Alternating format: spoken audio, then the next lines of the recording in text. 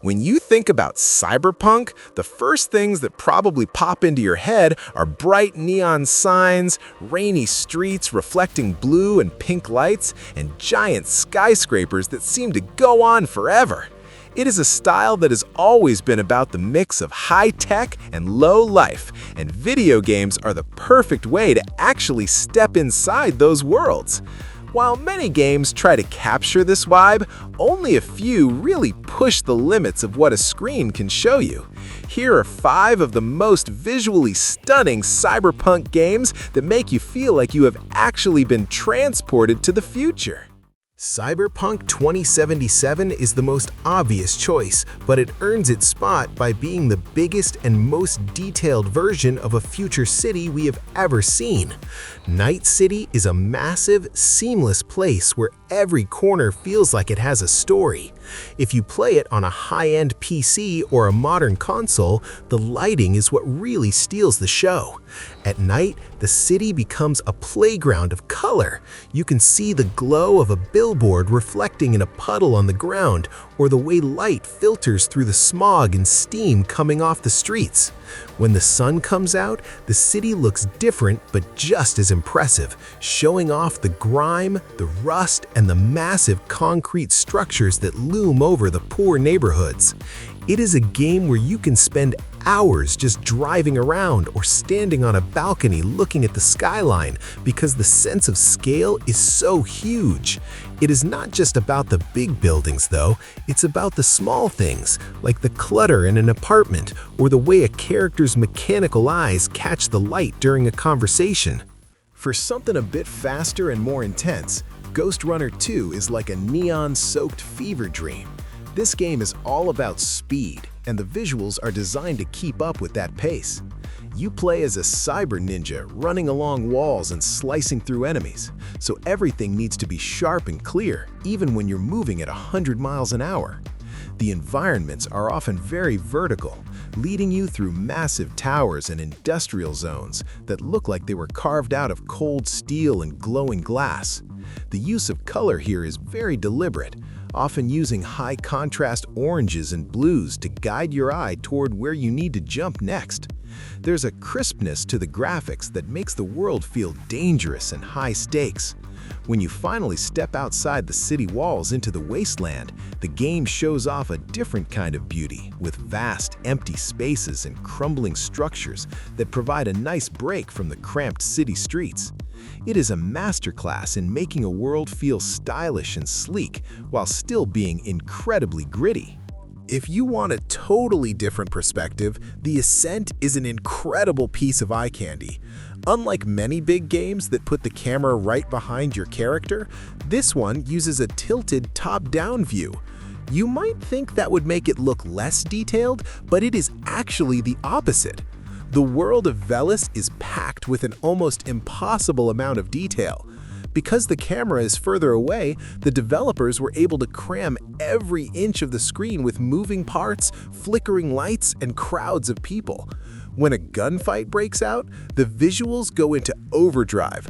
Walls shatter, sparks fly everywhere, and colorful explosions light up the dark industrial corridors. There is a real sense of weight to the world, where everything looks used, greasy, and lived in.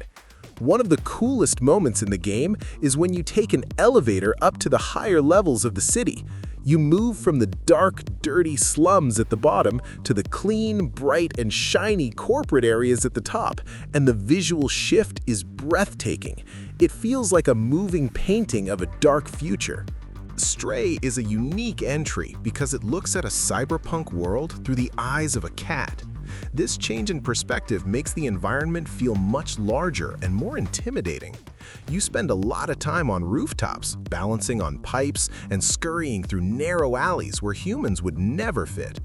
The game excels at creating a cozy but lonely atmosphere. The city is inhabited by robots who have taken on human traits, and their glowing faces and colorful clothes stand out against the dark, decaying buildings. The lighting is soft and moody, often relying on strings of lanterns or the hum of old monitors to light the way.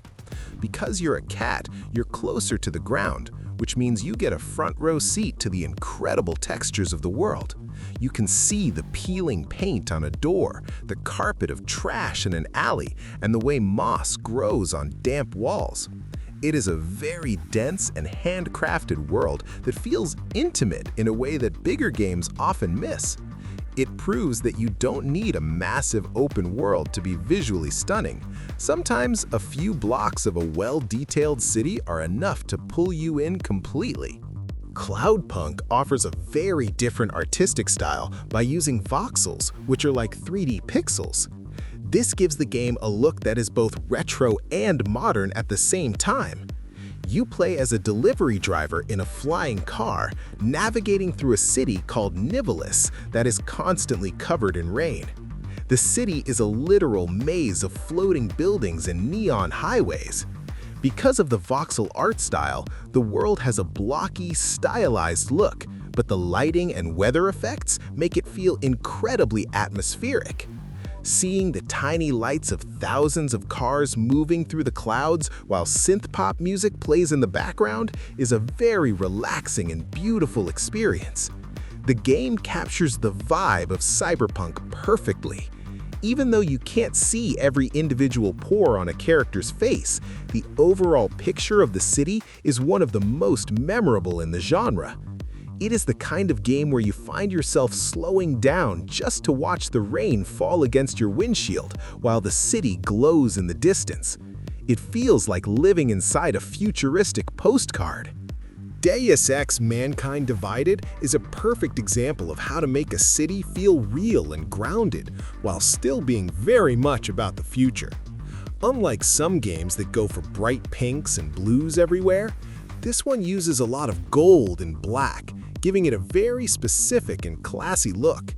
You spend a lot of time in Prague, but it is a version of Prague that has been rebuilt with huge, cold metal structures cutting through the old stone buildings. The contrast is what makes it so stunning. You can walk down a narrow, cobblestone street that looks hundreds of years old, and then look up to see a massive, high-tech police drone hovering over a glowing checkpoint. The game is packed with tiny details, from the cluttered desks in a police station to the beautiful geometric patterns on a character's cybernetic arms. It feels like a world where technology has been forced into an old city, and the tension between the two styles is visible in every frame. Observer Redux takes a much darker and more frightening path into the cyberpunk world. This is not a game about bright lights and cool cars. It is about the parts of the future that are decaying and broken. It is set in a future Poland where people live in cramped, dirty apartment blocks. The visuals are incredibly dense and often very trippy.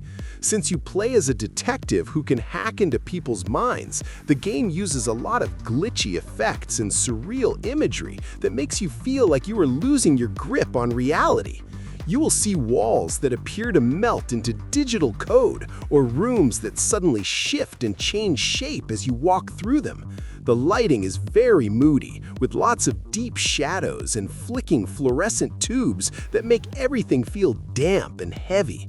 It is a stunning game because it manages to make a single crumbling building feel as vast and interesting as an entire city. If you're looking for something that feels like a classic 80s action movie, RoboCop Rogue City is a total blast.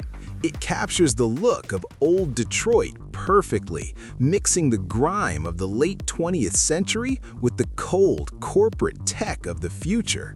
The game uses modern technology to create amazing reflections on RoboCop's shiny metal suit, and the way the world reacts to your presence is impressive. When a shootout starts, the environment literally falls apart around you. Pillars crumble, glass shatters into thousands of tiny pieces, and sparks fly off every metal surface. It has a very chunky, industrial feel to it that is different from the sleek, thin designs you see in other cyberpunk games. The city feels gray and oppressive, but the way the neon signs and police lights cut through the smog makes for some truly iconic visuals that feel like they were pulled straight off a movie screen. The Surge 2 offers a more industrial and bright take on the genre. Instead of being stuck in a dark city at night, much of this game takes place during the day in a city that has been quarantined after a tech disaster. This change in lighting lets you see all the incredible detail in the mechanical suits and robots that populate the world. You can see every bolt, wire, and hydraulic piston moving as you fight through the streets. The environments are a mix of lush parks that have been overgrown by nature and high-tech labs that are clean and sterile. The way the bright sunlight hits the rusted metal and the shiny chrome of your armor creates a very sharp and clear look. It is a great example of how cyberpunk can still look amazing without relying on the typical night and rain setup, showing that the future can be just as scary and beautiful in the middle of a sunny afternoon.